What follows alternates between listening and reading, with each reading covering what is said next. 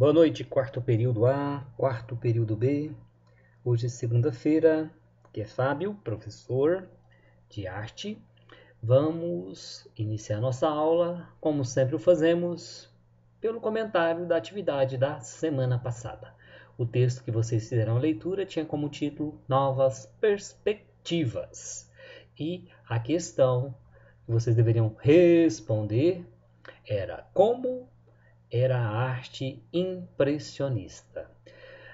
Bom, após a leitura do texto, uma das respostas possíveis seria a seguinte: os pintores impressionistas costumavam produzir suas obras a partir da captação imediata da luz dos objetos na natureza. Esses artistas geralmente criavam suas obras ao ar livre e não faziam esboços. Ok? Quem não respondeu, responda e me envie. Vamos agora ao tema da nossa aula, cujo qual vocês já receberam os anexos aqui no nosso grupo de WhatsApp. O que temos para hoje é começar o capítulo 3 do nosso livro de estudo, que tem como tema o título A Indústria Cultural. Aqui nós temos uma imagem do filme Dois Filhos de Francisco, né? Aqueles que fizeram Zezé de Camargo, e esse aqui foi o primeiro parceiro, né, do Zezé de Camargo, Mirosmar, né? Mirosmar? Não me lembro. Aquele que falece, aquele, como vou fazer igual aqueles que ficam contando a história do filme, aquele que morre lá no meio do filme.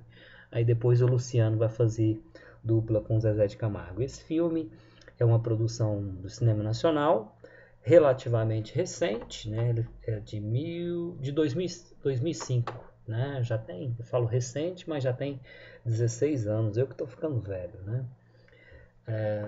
É uma história para quem gosta do Zezé de Camargo e Luciano e para quem tem um pouco gosta de se emocionar também com os filmes, né? É uma história boa. É uma produção sem muitos incrementos, né? Não tem nada de hollywoodiano, não tem nada daqueles filmes com efeitos especiais lá dos Estados Unidos, mas é um filme feito para a família, né? É um filme que eu posso assistir tranquilamente ao lado da minha mãe, do meu pai, da minha esposa, dos meus filhos, sem nenhum constrangimento, né? Tem algumas cenas bastante emocionantes, né? Como eu disse, tem um momento que o irmão do Zezé de Camargo ele morre num acidente de carro, né? Nesse acidente o Zezé de Camargo também estava dentro do mesmo carro, ele não se fere.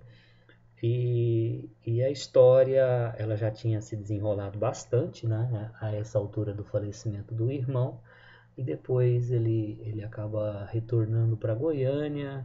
Ele estava fazendo shows aí pelo interior, mas eram shows muito, aqueles shows em circo, show em qualquer lugar, show em cima de carroceria de caminhão. E ele era criança ainda, na verdade, ele era um jovenzinho. Aí ele volta para Goiânia, vai se aventurar em outros trabalhos, tenta outras duplas, até encontrar o Luciano, né? E com o Luciano ele consegue bastante sucesso, até estourar com a música É o Amor. Tem a história do pai deles, né? O senhor Francisco, que faleceu recentemente, né? Que foi um grande incentivador, era aquele que comprava as fichas, né? Para as fichas do telefone público. Quem é mais jovem aí nem sabe do que eu estou falando. Ficha de telefone público, esse professor deve estar ficando doido da cabeça, né?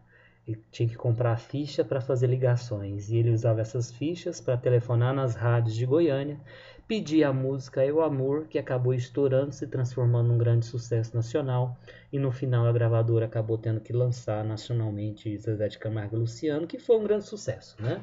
E é um grande sucesso até hoje, apesar, aí eu não sou crítico de música, mas eu tenho que dizer, né? Hoje, infelizmente, Zezé de Camargo perdeu a voz, né? Ele não consegue mais cantar como ele cantava há 20 ou 30 anos atrás. É uma pena. Eu era sou ainda um fã do Zezé de Camargo, também do Luciano, né? Da dupla, mas há de convir que ele não consegue mais cantar como ele cantava.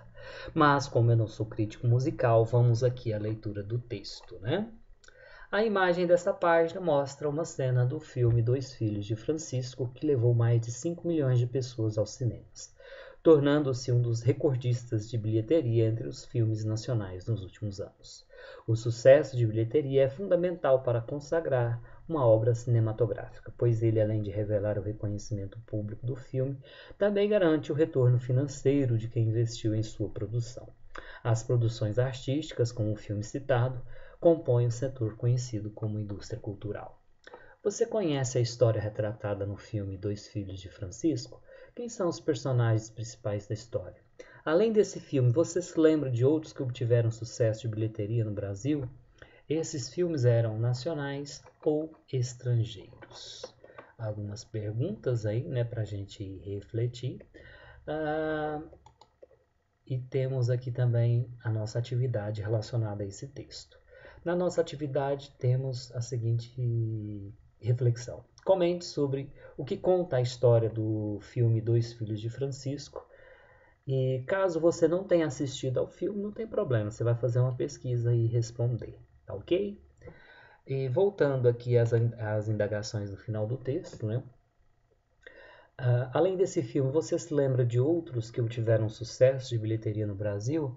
Olha, nos últimos anos nós tivemos a Central do Brasil com Fernanda Montenegro, que fez relativo sucesso, chegou a concorrer a um Oscar. E também me recordo aqui bem rapidamente, No Alto da Compadecida, né? Apesar de não ter feito sucesso internacional, é uma produção da Globo Filme, se eu não estiver enganado. Eu não consigo ficar sem rir assistindo O Alto da Compadecida. E é interessante que eu rio, toda vez eu vou dar risada das mesmas piadas. E além do Alto da Compadecida, né, que fala lá do Chicó, das tramóias do Chicó e do companheiro dele, do Chico Grilo, João Grilo, na verdade, acho que é. E nós temos também Tropa de Elite, né? Tropa de Elite 1, Tropa de Elite 2. Tropa de Elite 1 estourou mais, né? A bilheteria do Tropa de Elite 1 acho que foi maior, o sucesso do filme foi mais estrondoso. Mas fazia tempo que eu não assistia o Tropa de Elite 2 e, coincidentemente, há alguns dias atrás eu assisti. E é muito interessante a crítica que o filme faz à estrutura do sistema de segurança pública, não só do estado do Rio de Janeiro, mas também do Brasil como um todo, né? Toda a corrupção que envolve, todo o lixo, toda a escória, enfim. É um filme bastante crítico e está dentro dessa indústria nacional de cinemas, que é muito bom, né? Porque são poucos filmes que a gente cita, né? Mas quando a gente encontra boas produções, produções críticas, isso é bastante interessante. Na próxima aula a gente vai continuar falando sobre a indústria cultural e quanto dinheiro isso movimenta. Então façam a atividade, fiquem com Deus. Qualquer dúvida, me chamem.